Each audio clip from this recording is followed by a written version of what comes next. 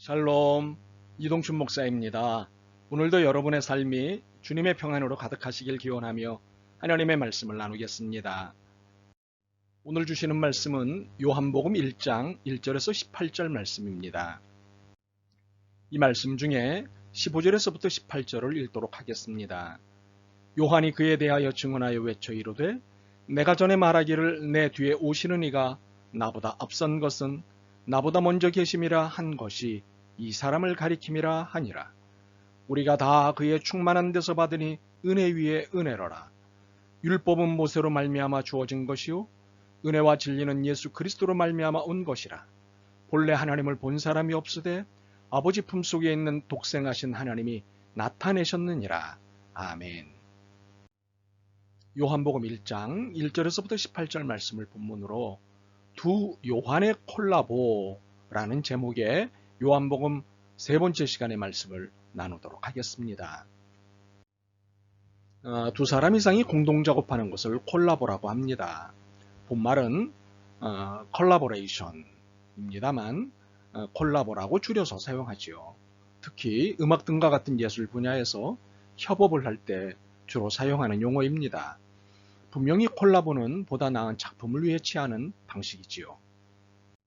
우리는 요한복음 1장 전반부에서 콜라보 형태의 서술을 만납니다. 사도 요한과 세례 요한 두 사람의 콜라보입니다. 이는 복음을 위한 콜라보로 볼 수 있습니다. 그렇다면 어떤 방식의 콜라보일까요? 사도 요한은 서술을 맡았습니다. 그리고 세례 요한은 진술을 맡았습니다. 이러한 각각의 역할을 통해 예수 그리스도와 복음을 세상에 드러내는 작업을 하였습니다. 오늘 우리는 이 두 사람의 콜라보를 통해 매우 중요한 사실을 알게 됩니다. 사도 요한이 자신에게 복음서 저작의 사명이 임한 것을 알고는 깊은 고민에 빠진 것은 사실입니다. 왜냐하면 쉬운 일이 아니었기 때문입니다. 그래서 기도했습니다. 그리고 또 기도했습니다. 드디어 서술 내용과 서술 방식에 대한 인도를 받았습니다. 무엇이었을까요? 서술 내용은 앞에 세 복음서에는 다루지 않은 내용을 담는 것이었습니다. 요한복음에서만 볼 수 있는 내용을 많이 다분하는 것이었습니다. 물론 요한복음이 앞에 세 복음서와는 다른 예수님을 서술하는 것은 아니었습니다. 동일한 예수님을 증언하는 것이지만 이 저작을 읽는 대상을 고려하자는 것이었죠. 당시 시대 정신을 주도하던 헬라 사상에 깊이 전도된 사람들을 대상으로 복음을 진술하자는 것이었습니다.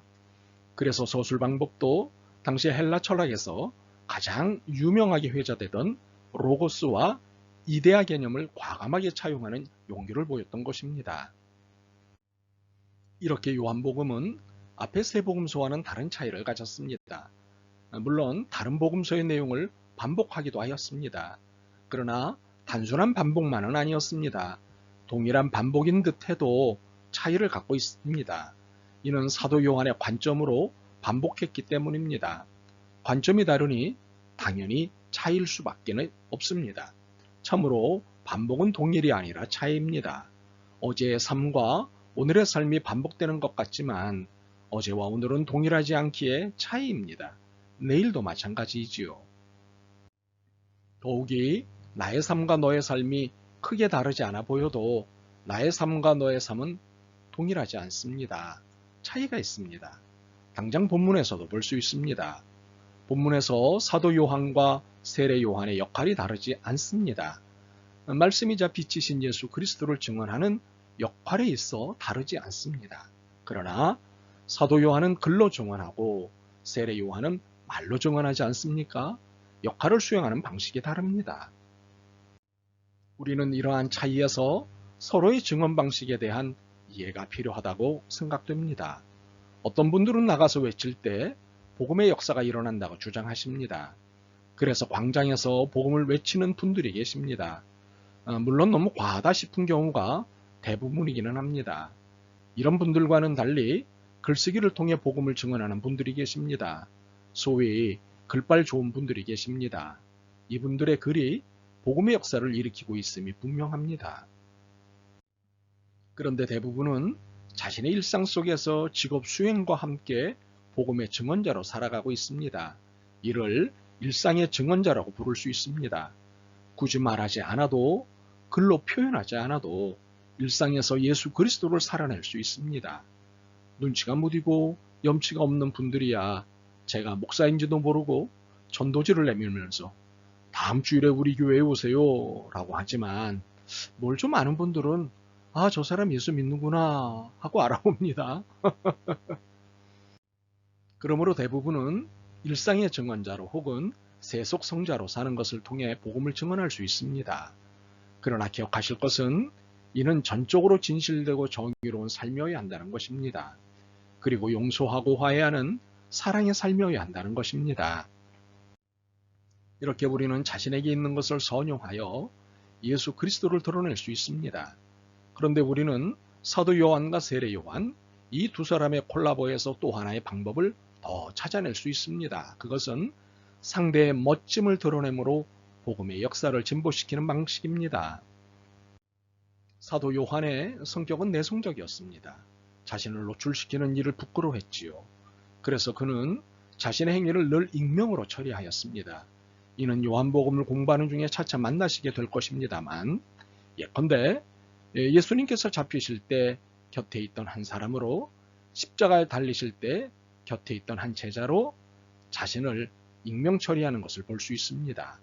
이는 사도 요한의 성격을 잘 보여주는 부분이지요.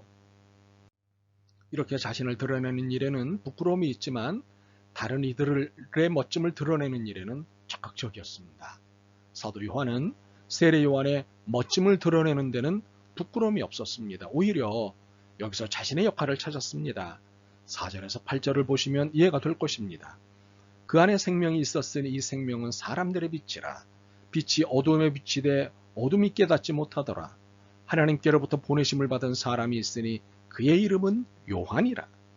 그가 증언하러 왔으니 곧 빛에 대하여 증언하고 모든 사람이 자기로 말미암아 믿게 하려 함이라. 그는 이 빛이 아니요 이 빛에 대하여 증언하러 온 자라. 빛을 증언하는 사람 요한, 이 세례 요한을 통해 빛이 세상에 소개되다. 이 얼마나 멋진 소개입니까? 세계 최고의 무대에서도 들어볼 수 없는 최고의 소개 아닙니까? 물론 사실로만 소개한 것입니다. 이렇게 세례 요한을 소개함으로 사람들이 세례 요한을 만나게 하는 것입니다. 그리고 세례 요한을 통해 빛이신 예수 그리스도를 만나게 하는 것이지요. 우리는 사도 요한의 이러한 역할에 찬사를 보낼 이유를 충분히 찾을 수 있습니다. 그는 상대를 높일 줄 아는 사람이었습니다.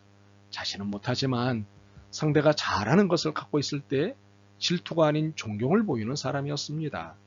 자신이 못하는 일이 상대를 통해 이루어지는 것을 기뻐하는 사람이었습니다. 우리는 이것을 하나님의 나라 관점의 역사 이해라고 부릅니다.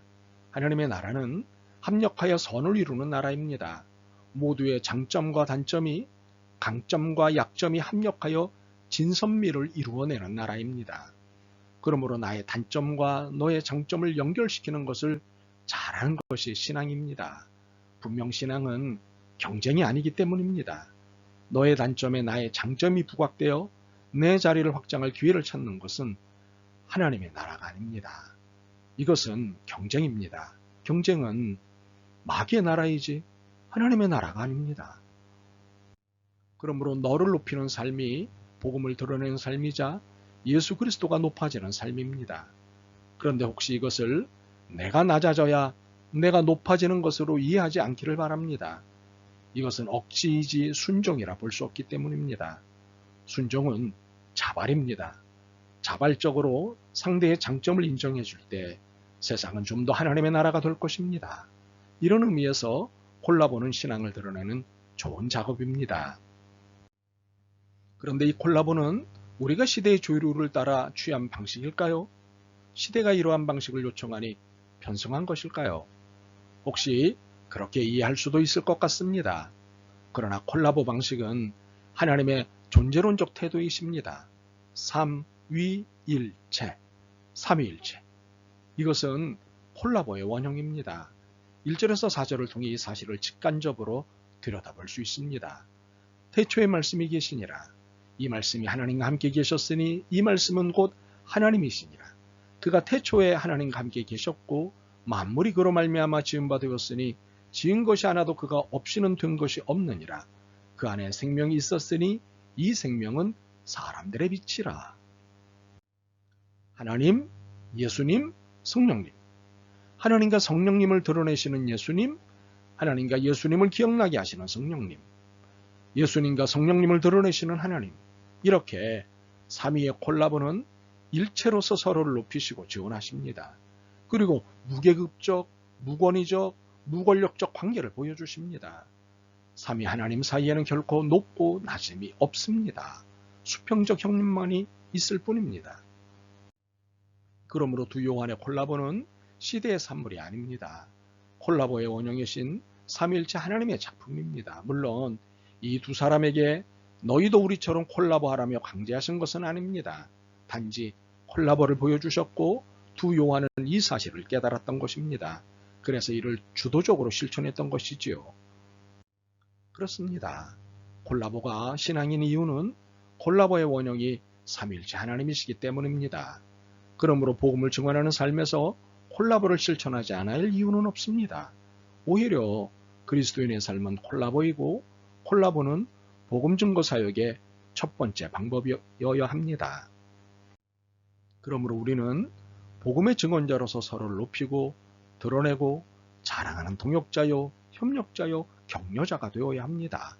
이 삶의 방식은 가족에게나 우정에게나 사랑에게도 동일합니다. 늘 이렇게 사는 것이 복음적 삶입니다. 아멘. 주님, 사도 요한과 세례 요한의 협업을 보면서 우리 모두가 협업을 통해 주님께 영광을 올리는 삶을 살아야 함을 깨닫습니다. 서로의 다름을 통해 하나님 나라의 사명을 이루어갈 뿐만 아니라 서로를 높이고 세워가는 믿음의 동역자가 되게 하옵소서.